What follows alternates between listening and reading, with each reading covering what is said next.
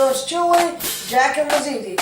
Now let's get it on with the Friday night movie hunt of Friday, July the 23rd. Starting off with a movie entitled Ramona and Beezus, starring Selena Gomez and Joey King. Let's check out the trailer and we'll be right back on yours truly show, The Extreme Show. Welcome back. Now with our second and final movie of the night, action-packed and also confusing, controversial after another, starring Angelina Jolie alongside with Liv Schreiber.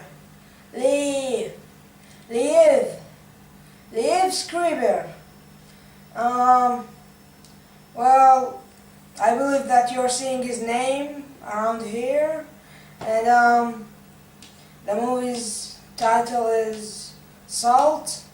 So let's check out the trailer. Welcome back to the Extreme Show. Now the movies that you have seen in trailers will premiere tomorrow night, Friday, July the 23rd. Now on with World Wrestling Entertainment news as usual.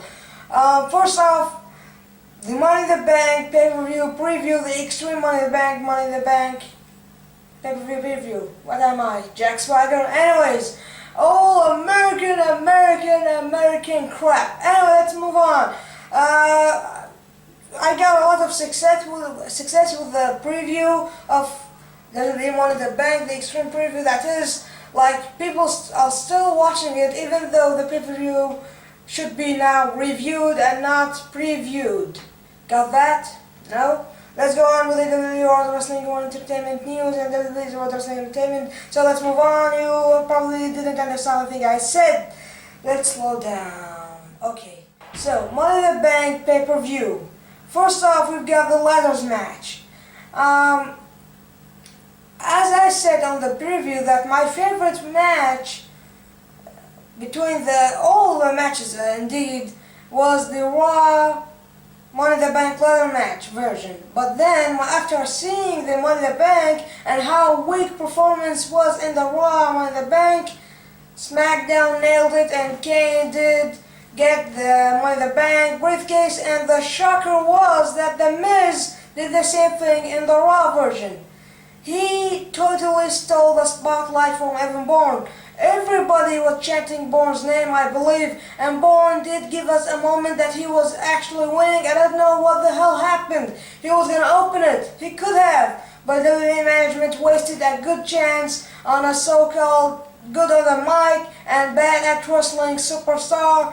They named him the Mizzen as he was before, Mizzen, something like that. I don't like him. Why do you? That's in you.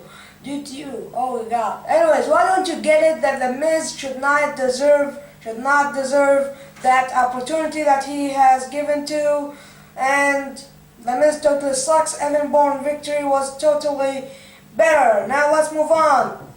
619 Rey Mysterio dialed the wrong area code at Money in the Bank pay-per-view. You ask me why? As Kane cashed in his Money in the Bank briefcase and setting the record for the shortest Money in the Bank cashing in. I got nothing to say. Anyways, so he cashed in after Mysterio successfully defended his world title against Jack Swagger. Of course, thanks to Eddie Guerrero.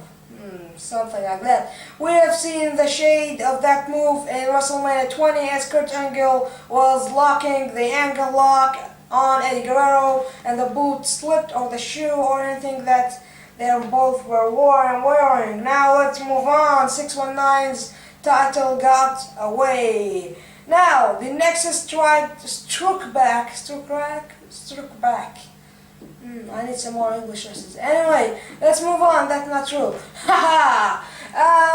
Sheamus and Cena, I actually slept on that match because, you know, when I see Cena versus Sheamus or Cena versus anybody else, you gotta believe that Cena will win eventually. And then the Nexus came in, and then I said, oh wait, something will happen for Sheamus here, and he might get lucky as Fatal four-way, and he did indeed. As more than, I don't know how many superstars, I don't recall, but I believe only Heath Slater was attacking Sheamus and stopping him from escaping the steel cage, but more than those superstars were on John Cena, so that makes it that Cena was going to get screwed up, but they're making it, wait, we're not just attacking Cena, the both of you, but we're just making more attention for you, Cena, we just care about you. Anyways, let's move on, Monday Night Raw. Now for Monday Night Raw. Like we didn't see it coming, Randy Orton got a title shot. Now, on the Extreme Preview last Sunday, I said that Orton will win the Money in the Bank ladder match, and he didn't, but he got a title shot. That's what I was talking about. The WWE was pushing victory for Orton, not like pushing him to be a star. He's already a star, I believe. In your minds, you call him star. In my mind, I call him below the rookie's level. Yes, below a rookie's level. Okay, hate me for saying that, because the Viper totally will not strike if it was real fighting and if he was even in the ring with, let's say, Cody Rhodes. Okay, let's give the man a little bit more credit. Anyway, let's move on. So Orton got the shot in a triple threat match. Edge and Jericho were in the match and they both failed to get the title shot. Let's move on. Now, the future of Monday Night Raw is in the hands of The Miz, as Michael Cole still behind The Miz. I don't know why the hell does he call him the future of Monday Night Raw, but at the end, I believe we will get the first time ever a champion, a banker, well, they don't call him that else, also, well, Mr. Money in the Bank cashes and fails doing that. Well, he did fail while cashing it on Sheamus, but he will indeed fail and he will lose his opportunity as the first time shocker. That's why the WWE gave him that opportunity that you seem to be so angry of having. Well, you'll see what will happen, and he said he might have it at WrestleMania, or he might have it at SummerSlam, or at the end he will not become a champion. Now let's move on. Now we have heard spoilers all around the internet saying that Cena will turn a heel and might join the Nexus. They were like, oh my god, he will do that? But he was about to, and then all the spoilers just gone to the toilet because Cena did not confirm that spoiler on Monday Night Raw. Instead, he introduced us with the other 6 members of the Dream Team, as King or Michael Cole called them. Anyways, I would like to call them the Extreme Dream Team. Alright, let's move on. So he introduced the 6 superstars that will be teaming with him to take on the 7 Nexus at SummerSlam, and they are as followed: Y2J Chris Jericho, R-Truth, Big Red Khali, the Red Art Superstar Edge, the Shaman of Sexy, The Miz, I meant John Morrison, yeah.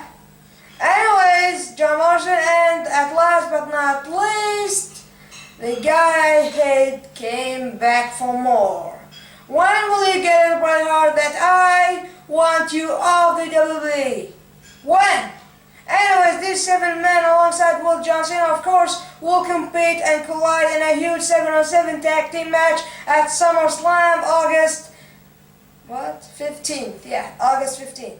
And the Monday Night Raw review. Have I said it before? Anyways, let's move on now with the NXT. First off, they've got this, I don't know what the contest name was, but you have seen it, the contest, they're jumping and stuff with the push-ups and pushing something. Anyways, your winner was none other than my pick as the next breakout star, I forgot his name. It was McGillicuddy. McGillicuddy something before that. Michael McGillicuddy?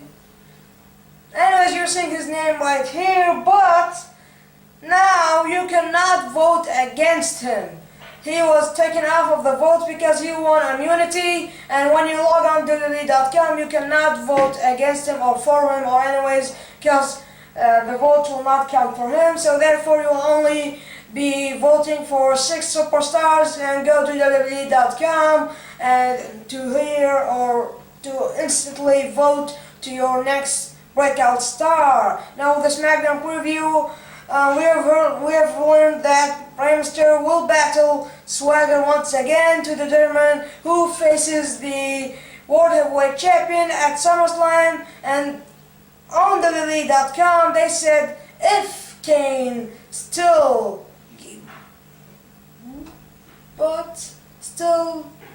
makes it to SummerSlam, because I believe since the Nexus in my mind removed from the picture of the Undertaker's attack, I believe that Kane is the one who got the Undertaker in a vegetative state, and he needs to clear his name by looking for who did it, and it turns out that the Undertaker will return, and then he'll say, I got my memory back, and turn into another drama series of Friday Night SmackDown, and then Kane gets busted, blah blah blah, one thing leads to another. It's a vacant match for the World Heavyweight Champion between Swagger and Rey Mysterio at SummerSlam, and it is a brother versus brother recap crap.